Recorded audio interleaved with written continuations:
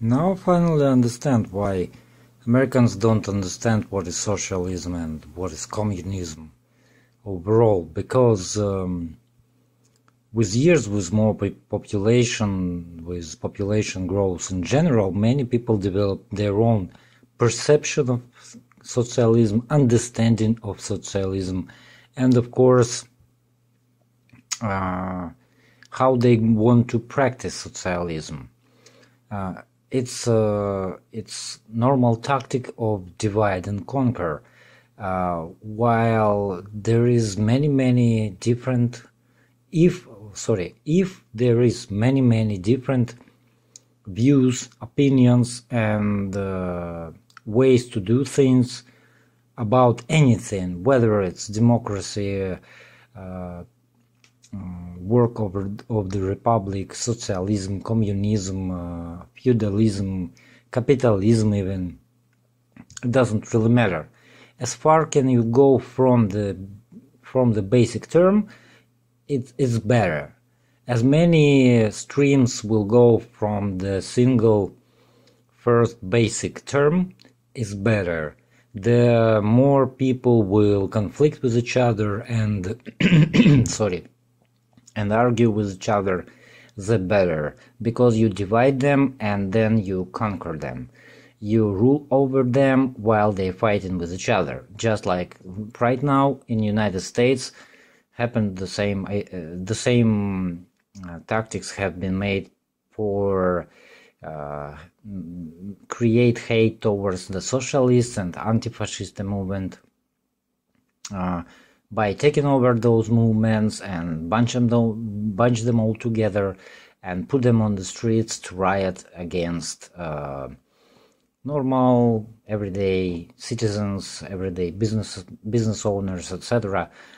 So to demonize socialist movements, pro-communist, let's say, movements, and any kind, anti-fascist movement, to demonize them, people was driven to the streets, and people do not even have the basic understanding what the hell they are fighting for.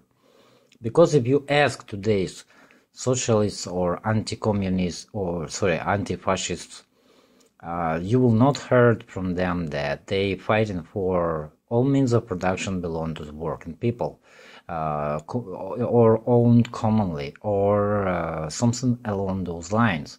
The basic idea behind the modern day socialism is tax the rich, take away money from the rich and give it to the poor, which is ridiculous idea, and it's 100% capitalistic idea, because only in capitalism there is rich people that can be taxed to the rate that you can take away from them so many money that you can give them those money to the poor.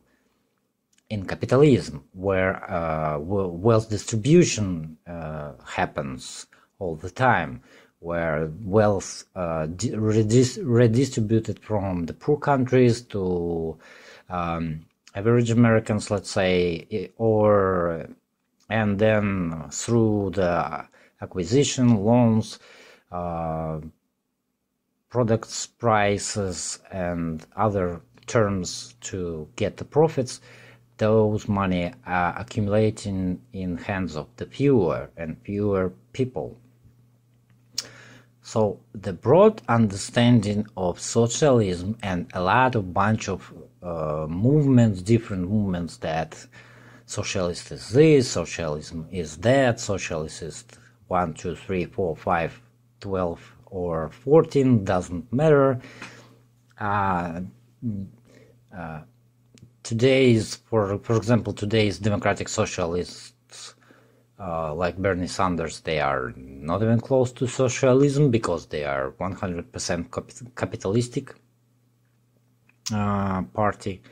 They socialist, but they still Democrats. Socialists mean they like have populist ideas, but they absolutely 100% Democrats, and they even participate in democratic elections of the person who will going to be the next nominee for the presidential candidate. So in these terms, when many people was simply driven out of the basic idea that you are the people should own the means of productions, and through that you should, and through the government in this case, because it's just transfer stage, through the ownership of the means of production, you should own every means of production, everything that produced in the country, and redistributed to everyone equally by their needs. This is basic idea that was taken away from Americans, from Western people in general, from many Western people, and they simply do not believe even that socialism is something else but the tyrannical regime that, like it's in Wikipedia, that tyrannical regimes, like it was in Warsaw Pact bloc. It's simply ridiculous. The basic idea that Stalin, that was created during the Stalin times, it's collective decision making. It's collective ownership of everything. Of course, it wasn't done perfect, for God's sake. This is a new idea. This is a new ideology. It was implemented first time in the history, and before the World War II, only 20 years passed between the Russian Civil War and the World War II. Only 20 years has passed, and you really think that a new socio-economical system that will, how to say it, that will touch each person in the country, each production place, each factory or agricultural production in the country will be established without any mistakes, missteps, any problems whatsoever, etc., etc., etc.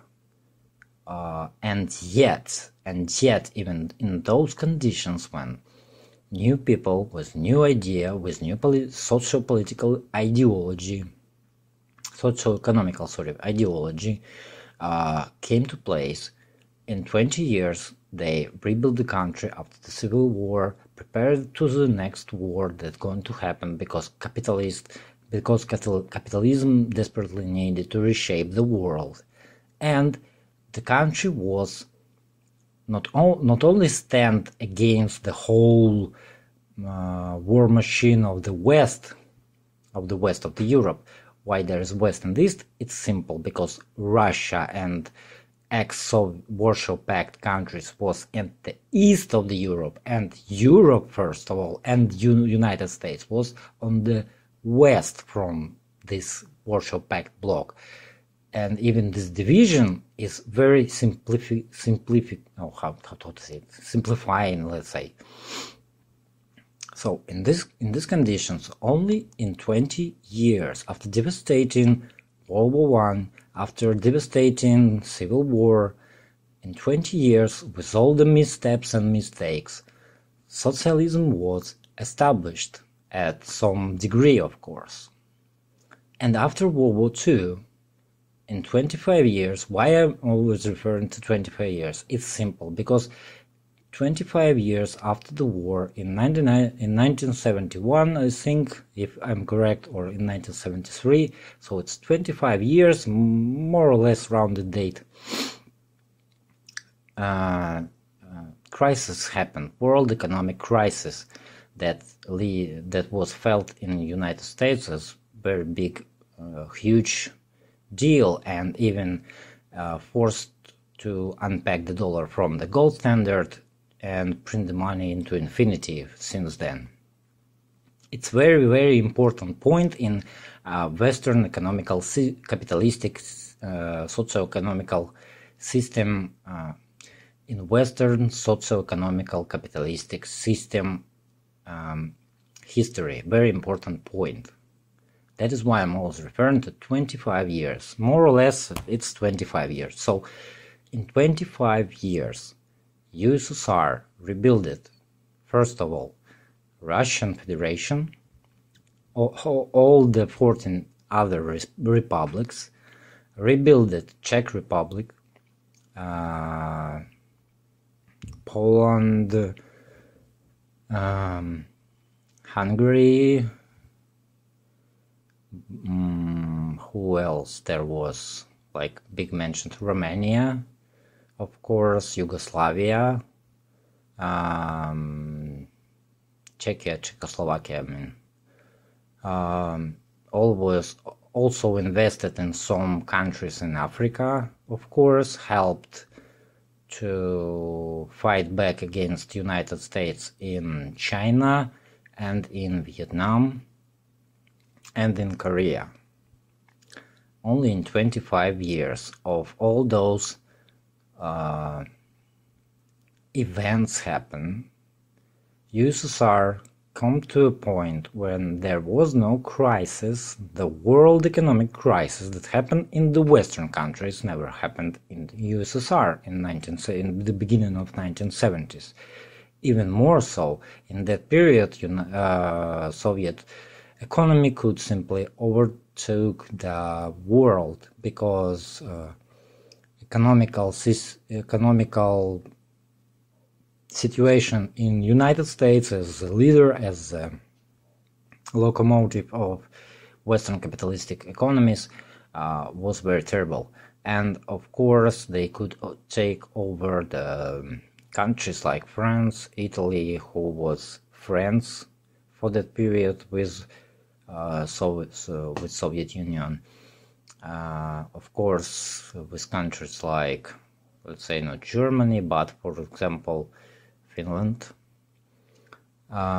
they could take over. It means that in 25 years after the devastating war that simply wiped out everything on the in European part of the country, USSR not only rebuilt itself, it's also rebuilt like 20 or 40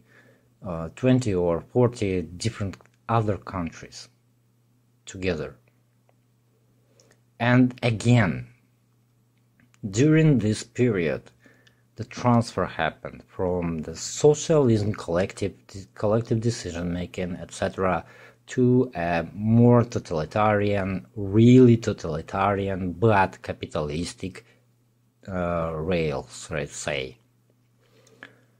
And even during that period was made missteps, mistakes, some troubles happened, some dictators was supported when and after USSR simply cut off all ties with them. They have to support some dictators in Africa, of course, like, dude, there is no other way. And each time mistakes was made, that led to more and deepened problems with ruling class, ruling elite of USSR. Soviet economy never was even named socialistic by their own creators, Lenin and Stalin. Economy was named as state capitalism, while it absolutely 100% as close as possible to socialism, when people get to vote, have say in politics, in production, in other stuff. Towards when we come to 1970s, the whole different situation arrived on the horizon.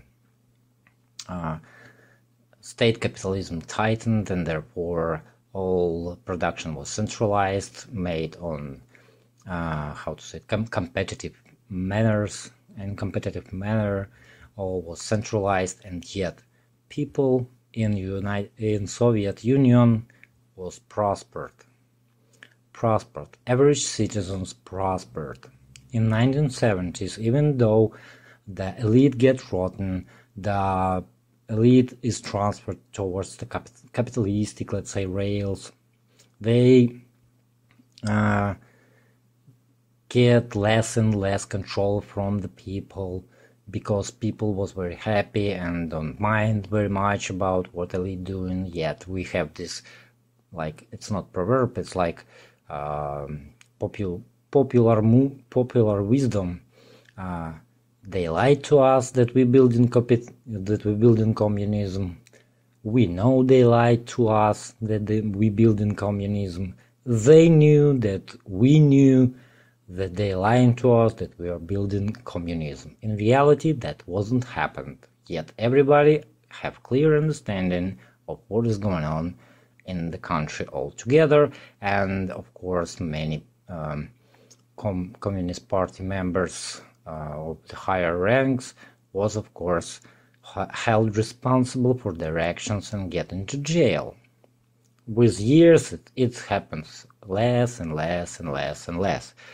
And in the period of since 1985 to 1991, when the transfer towards the capitalistic relationships, 100% capitalistic, it's not state capitalism, it's not centralized anymore, like cooperatives, absolutely okay, private banks is okay, private property arised as class.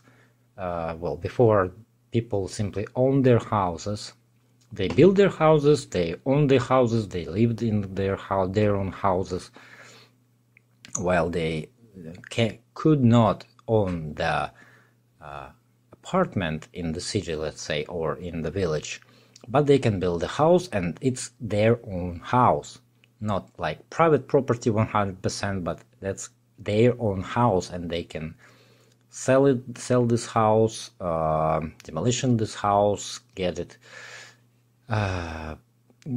give it to their children, etc., etc. So, but during the transfer to real capitalism, 100% capitalism, this whole private property, private banks, private production, cooperatives, etc. happen. So, what I'm trying to say here, all the definitions, this chick called the philosopher, without any ability to even look in the simplest thing, open the Wikipedia page, she said that it's impossible to argue with communists because they don't understand, because they don't have common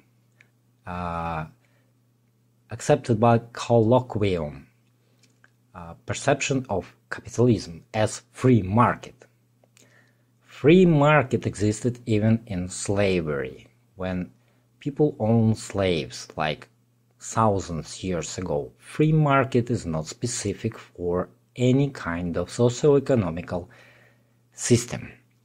Free market existed thousands of years ago. It means that you can freely go to market and trade whatever the fuck you want with whoever the fuck you want for the price that you name and you both agree on. The free market existed in slavery, the free market existed in feudalism, the free market existed at some point in the beginning of the capitalism.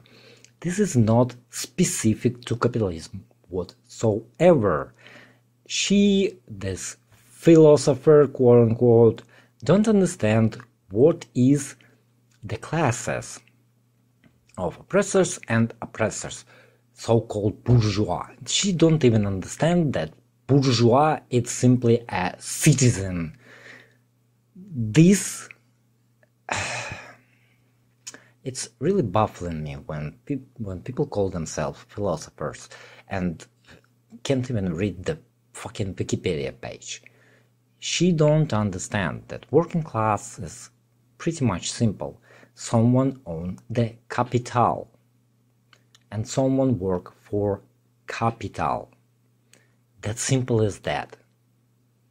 Either you employee or you employer. If you have no employees, fine. You're still bourgeois, but you're not capitalist. Who is capitalist? It's very simple to understand. The people who control the fucking money. Capital. It's very simple concept to understand who get the profits. Who get all profits. Sorry. In case of socialism, society gets the profits. In terms of capitalism, capital get the profits. The same shit happens in feudalism. Feudal get the profits. The same shit happens in slavery. Slave owners gets all profits. It's just simplest concept as can be, but the quote-unquote philosopher do not understand, and therefore she refused to talk with communists simply because they do not understand her perception of capitalism. Great, very open-minded, very not shallow and not stupid at all. That person who called herself quote-unquote philosopher can't even fucking open the Wikipedia page and read who create and why create this specific term, which name is why this was called capitalism. The same shit happens with socialism. You have no basic understanding what the fuck is socialism. You can count as socialism as whatever the fuck you want, as long as you go different ways, it's okay, because someone divide you and conquer you, rule over you. You not get together, you all go in different ways, and it's important concept to fucking understand. And I'm not even fucking communist. Why the hell I am supposed to explain this to you? I am not even fucking communist. I don't know the Marx theory. I never read anything. I just opened the fucking Wikipedia page and all written there. Stupidity is the only thing that baffles my mind. It's very simple to understand concepts. Who get the profits? That's all. Who get the profits? If privateer get the profits, it's capitalism. If society get the profits, it's socialism. That's all. That's simple. If you employer, and maybe even huge employer, you're capitalist. If you employee and you work for someone, therefore you're the working class. Simple as that. If you obey the rules of the government that controlled by corporations, which is by definition is capitalistic enterprises, therefore you also are working class people who are oppressed by corporations and capital through the means of the government and through the means of the private property, which can be not only you used as your benefit, but also can be used against you, like this guy with bulldozer, I forget how his name. The same can be played against you in terms of private property. No one wants to take away your fucking house. The means of productions should be owned commonly. What the fuck is like how your house is the mean of production? What you produce with your house? Sorry, children. Oh my god.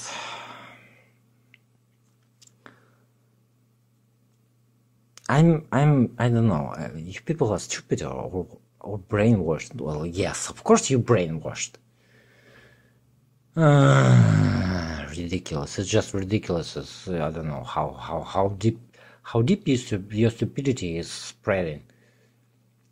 Simplest concepts that could be understood in simplest words, the philosophers, quote unquote, don't understand. Cool. Cool. Very cool. Very, very cool. And stupid, of course.